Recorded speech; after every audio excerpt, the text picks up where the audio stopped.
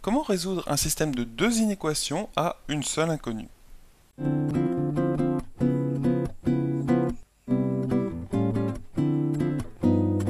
Bonjour et bienvenue sur Star en Maths TV. Alors, dans l'exercice d'aujourd'hui, il s'agit de résoudre un système d'inéquations qui est le suivant. On a une première inéquation qui est 1 moins 3x strictement supérieur à 0 et une deuxième inéquation qui est 3x strictement supérieur à 0.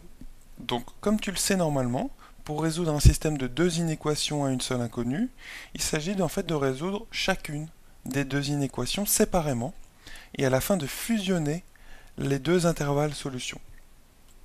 Puisque en fait chacune des deux inéquations va te donner un intervalle solution, c'est-à-dire un intervalle dans lequel doit être x pour satisfaire la première inéquation, et chacun des deux intervalles obtenus, il faudra en prendre à la fin l'intersection pour obtenir en fait l'intervalle solution des deux inéquations à la fois. Alors, j'ai beaucoup parlé, maintenant ce qu'il faut faire c'est résoudre la première inéquation. Ce qu'on a c'est 1 moins 3x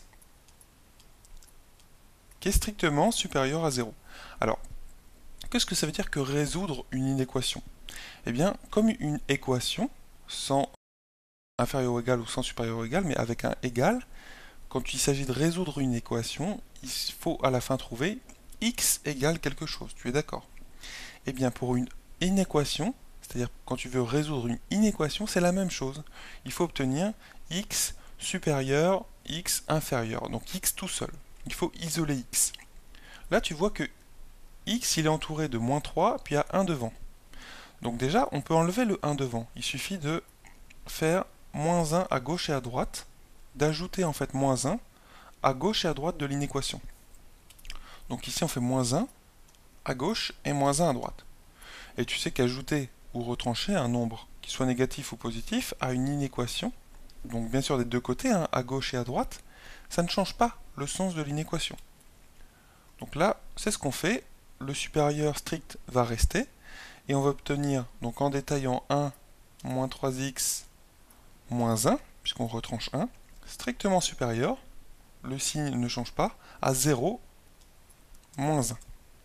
Donc on obtient, c'est justement pour ça qu'on a fait ça, les 1 vont s'enlever ici, et on va obtenir moins 3x strictement supérieur à 0 moins 1, donc moins 1. Tu es d'accord? Maintenant, je te le rappelle, on va obtenir x tout seul. Donc x, a priori, strictement supérieur ou strictement inférieur à quelque chose. Alors, comment enlever ici le moins 3 qui nous embête? Eh bien, il faut diviser par moins 3. Donc c'est ce qu'on va faire. Diviser par moins 3, et ici à droite aussi, diviser par moins 3.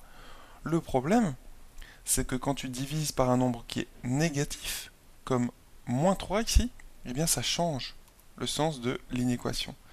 Donc ça va devenir strictement inférieur. Donc on va obtenir moins 3x sur moins 3, strictement inférieur à moins 1 sur moins 3. Donc tout ça, ça nous donne, donc moins 3 par moins 3, ça fait 1, en fait ça se simplifie, et ici ça donne 1 tiers. Les moins, en fait, s'enlèvent. Donc on va obtenir tout simplement x, et c'est ce qu'on voulait, strictement inférieur à 1 tiers. Voilà pour la première inéquation. Maintenant, donc j'ai pas tout à fait fini, on peut donner un intervalle qui correspond à cette inéquation-là. X inférieur strictement à 1 tiers, ça veut dire que x il appartient à quel intervalle? Appartient, c'est ce signe-là, tu sais sûrement. Eh bien à l'intervalle moins l'infini, point virgule, 1 tiers, exclu.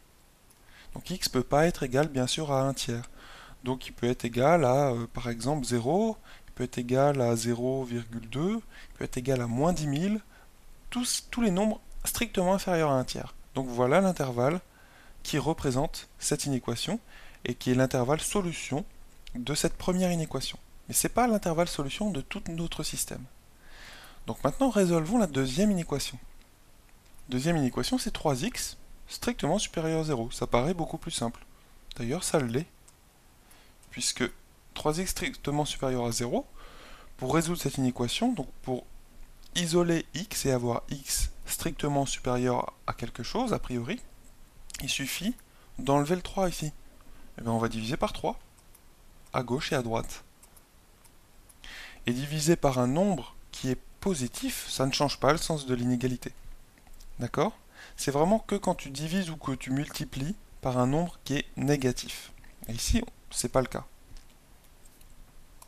Donc, on va obtenir tout simplement, eh bien, 3x sur 3, ça fait x. X strictement supérieur à 0 sur 3, mais 0 sur 3, c'est 0. Donc x strictement supérieur à 0. Et donc on obtient comme deuxième intervalle solution, ou plutôt solution de cette deuxième inéquation seulement, eh bien, x appartient à 0 exclu jusqu'à plus l'infini. En fait, c'est tous les nombres positifs strictement. Et là, si tu regardes bien, on a deux intervalles. Celui-ci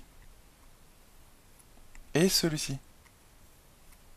Eh bien, ces deux intervalles-là, il faut les fusionner. En fait, en quelque sorte, en prendre l'intersection. Il faut prendre l'intersection de ces deux intervalles pour avoir les solutions de notre système. C'est-à-dire que x, il doit à la fois appartenir à cet intervalle-là et aussi à cet intervalle-là pour être solution des deux inéquations à la fois. C'est ça l'important. Ici, on a un et. Et quand on cherche à résoudre les deux inéquations à la fois, il faut que les x qu'on trouve, ils soient vrais avec les deux inéquations. Tu es d'accord? Eh bien, comment trouver l'intersection de ces deux intervalles? C'est assez simple en fait. Ce que je te conseille de faire, c'est toujours de faire un petit schéma qui s'appuie sur un axe. Donc tu fais un axe des x. Voilà un axe des x. Nous, on va placer 0. D'accord? On va placer un tiers. Voilà. Et à partir de ça, donc là, c'est les nombres positifs. Vers la gauche, ce sont les nombres négatifs. Donc à partir de ça, on va placer en vert le premier intervalle, qui est de moins l'infini à un tiers, exclu. Donc, vu qu'un tiers est exclu, eh bien on l'exclut comme ça. Donc voilà le premier intervalle. Et ensuite, le deuxième intervalle qu'on va placer par exemple en rose, c'est 0 plus l'infini. C'est les nombres en fait strictement positifs.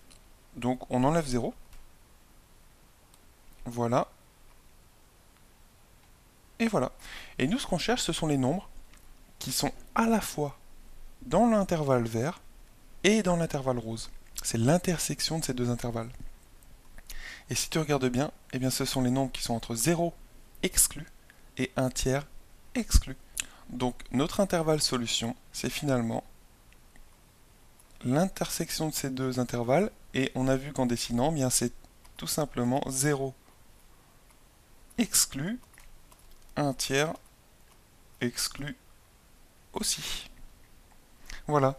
Donc la méthode générale pour résoudre un tel système d'inéquations à une seule inconnue, c'est de résoudre chacune des deux inéquations. D'accord? C'est ce qu'on a fait. Donc premier temps, deuxième temps. Et de fusionner à la fin les deux intervalles solutions, c'est-à-dire de prendre l'intersection des deux intervalles solutions. Il faut qu'en fait les x qui satisfassent la première inéquation satisfassent aussi la deuxième. Donc il faut prendre les x qui sont à la fois dans le premier intervalle et à la fois aussi dans le deuxième. Et c'est ce qu'on a fait.